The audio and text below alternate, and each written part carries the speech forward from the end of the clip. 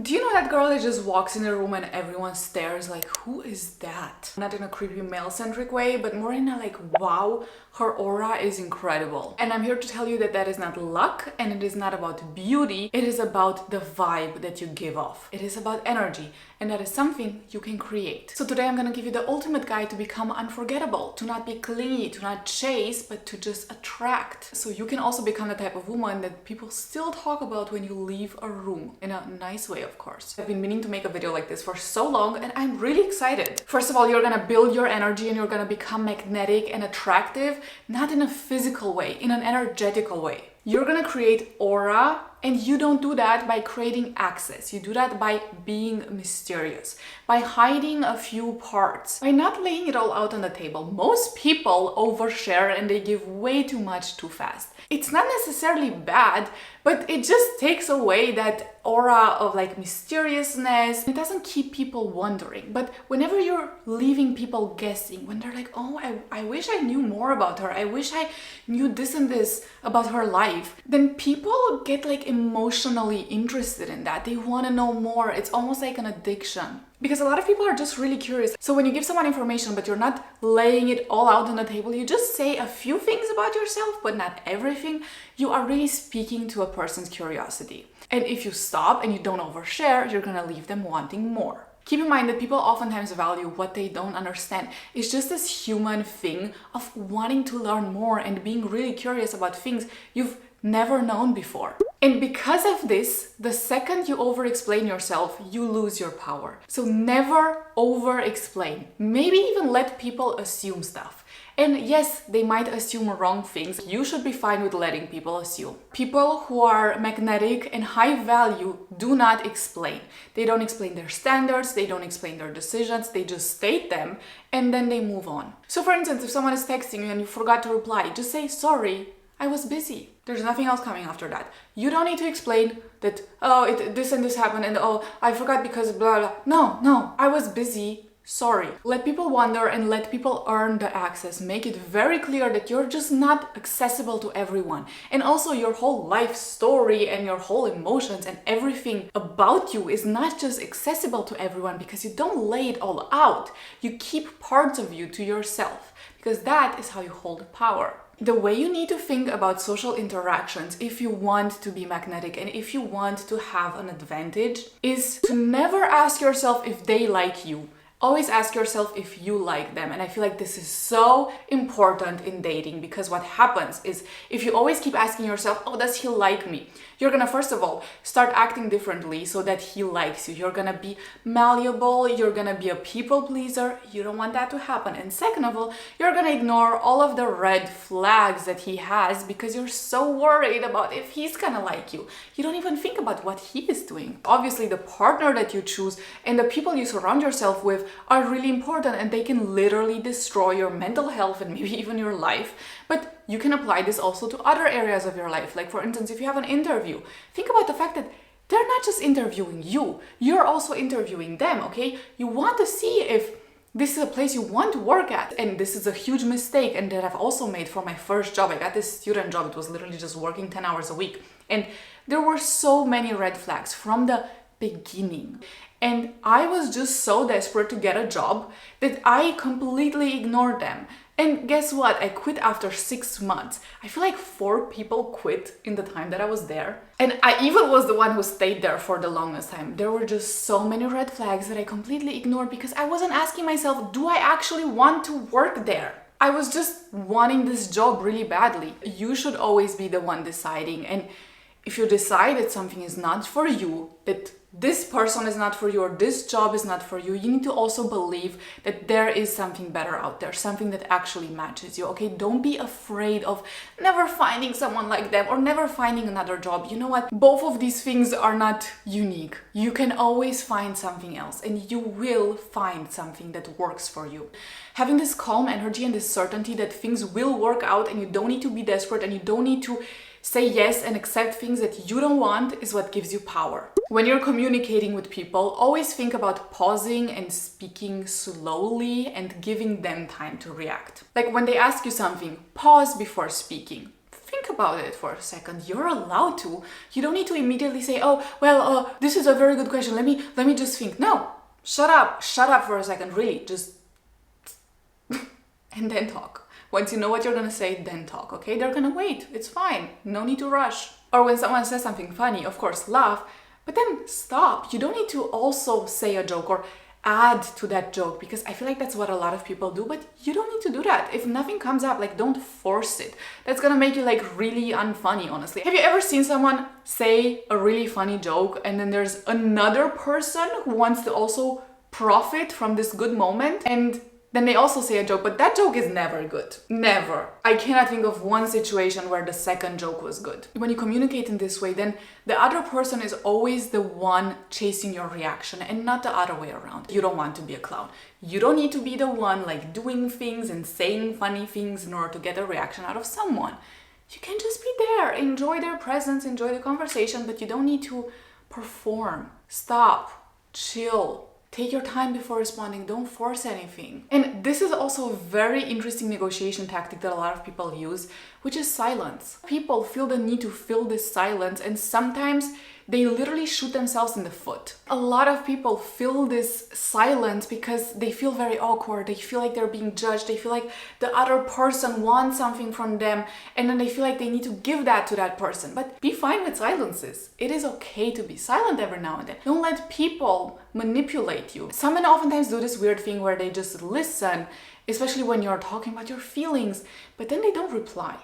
They just say, and then you're like, oh my God, but tell me more, but why are you only replying like this? I poured my heart out and you're not replying and you're not telling me everything. Well, let me explain to you more, because then maybe you're gonna reply. No, please, girl, don't, okay? Explain yourself once, stop, take a break, let the person reply. If he doesn't want to reply, if he's just silent, honestly, just walk away. You cannot speak to a wall, right? So don't speak to someone who is not gonna reply. Now let's talk about some dark psychology tricks that actually work. And this is not about being fake, because a lot of people always say like, well, I'm a nice person, I'm not gonna do this. What does this have to do with nice? You can still be nice, like you're not hurting anyone, but if someone is testing you, it is fine to also test them back. Like, I'm not saying to do these things to your best friend. I'm saying to do these things when you need to see what's up with that person, when you're maybe like dating someone new and that person might be being weird, they might have some red flags and you just don't want to get manipulated by them. It is perfectly fine to protect yourself. People respond very heavily to emotions. So if you spend time with someone and you really want to see how they react to emotions, or if they're gonna use your emotional side to their benefit, create moments that really trigger deep emotions. Don't make up stories, but be vulnerable with something. Maybe not something that's gonna like really hurt you if they use that to their advantage, but yeah, be vulnerable. Talk about your childhood, or I don't know, talk about something that's bothering you right now. The good thing about this is that if the person has good intentions, this is actually just gonna create a deeper emotional bond, and they're gonna get the feeling that they know you better, that you've already connected with them. And if the person doesn't have good intentions, they will use it against you. Maybe not in this moment, maybe in the future, but then you can notice and you can act accordingly. Keep in mind that people respond really strongly to feelings, and people usually don't remember you, they remember the way that you make them feel. So you really have the power here. If you want to make someone feel a certain way, you probably can. Another thing is to give energy in waves. A lot of men do this, okay? A lot. This thing of being hot and then cold, being available one day, then not being available, love bombing, then pretending like you don't exist. This can be really, really addictive, and a lot of women fall in this trap. And honestly, if men do it, why can't we? If you do this intentionally, then it's not insecurity and it's not like daddy issues or anything like that.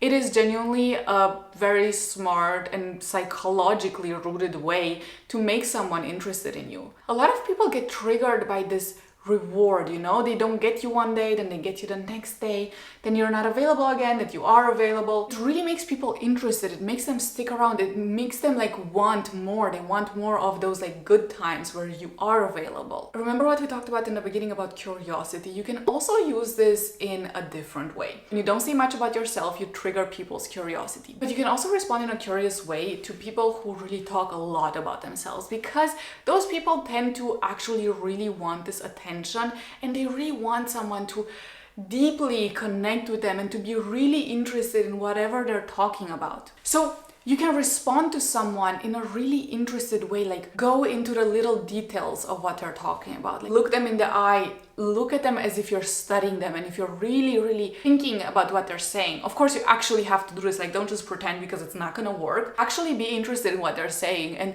respond with curiosity. And people are gonna love it. Like they're gonna eat this up because people love to be heard. Mirror their emotional language. Think about it this way. If you say, I didn't sleep a lot last night, and there's another person who says, well, I slept even less than you and I'm not even tired, then you're not gonna connect with that person. You're gonna be like, oh, please get away from me. I don't want you here. Like really, ew, what is that energy, right? Because you're not connecting with them.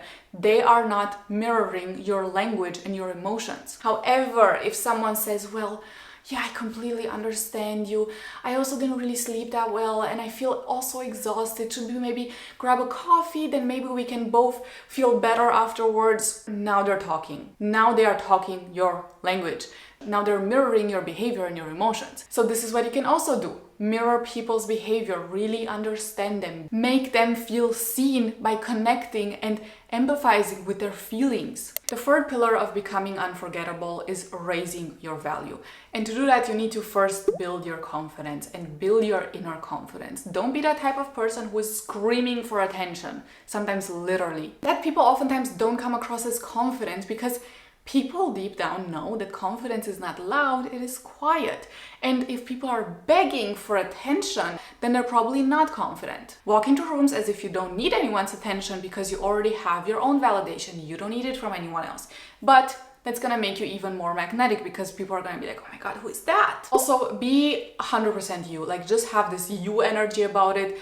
This is not something you can fake. Just be like extremely authentic. Be you. Make stupid jokes. Walk away when the vibe is just not right for you. This is very personal and very individual. Everyone is gonna behave in a different way when they're being authentic, but always be authentic. Don't be reactive when someone is criticizing you for being you or when they're like talking badly about people who act like you. Just completely be confident in who you are and in your authentic self. Like for instance, if you have some unusual hobby, talk about that. Regardless if people think it's cool or not, talk about it. Be super confident in who you are and what you like and make that heard. Also, another thing is always being the one who leaves first. If you're always the one who leaves the last and always the one who sticks around, it's not gonna make people intrigued. However, if you're the one who always leaves, when everyone else thinks like this is the perfect moment of the party, this is exactly when it's really interesting,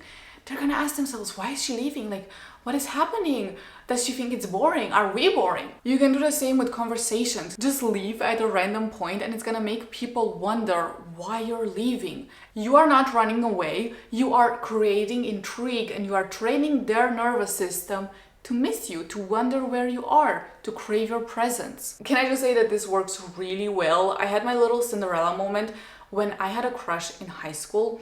And I went to a party and he was also there, but he was like in a different part of the room or something like that. And I decided to leave. Like I actually had to leave. And I was going down the stairs and he saw me leave and he came after me and was like, oh, Maria, where are you going? I just left. I ignored him. And that worked wonders when I tell you, like, I think he Snapchat, oh my gosh. Oh, anyway. I think he Snapchatted me, was like, where did you leave? And we then talked about it also like a couple of days later. Like this works. It works like magic. If this is the result that you want, then you're welcome. And fourth, detach. If you're trying to get someone's attention and they're not giving it to you, that is fine. You don't need their attention, okay? Don't do desperate things. Don't double text people. Don't ask, well, when are you coming? Are we finally meeting? Oh, are we meeting today? Can we please meet today? If someone cancels their plans with you, don't be the one who is always trying to reschedule. If they canceled, let them reschedule. Let silence do the work. Don't over-explain yourself. Don't share too much. Don't be afraid to be mysterious and not reveal everything about yourself. Obsession happens when you don't need anything from them because they can feel that. So be the girl they cannot get out of their head. Be the one they almost understood but never fully did. Master your energy, protect your mystery, and step into your magnetic feminine power. I'll see you in my next video. Bye bye!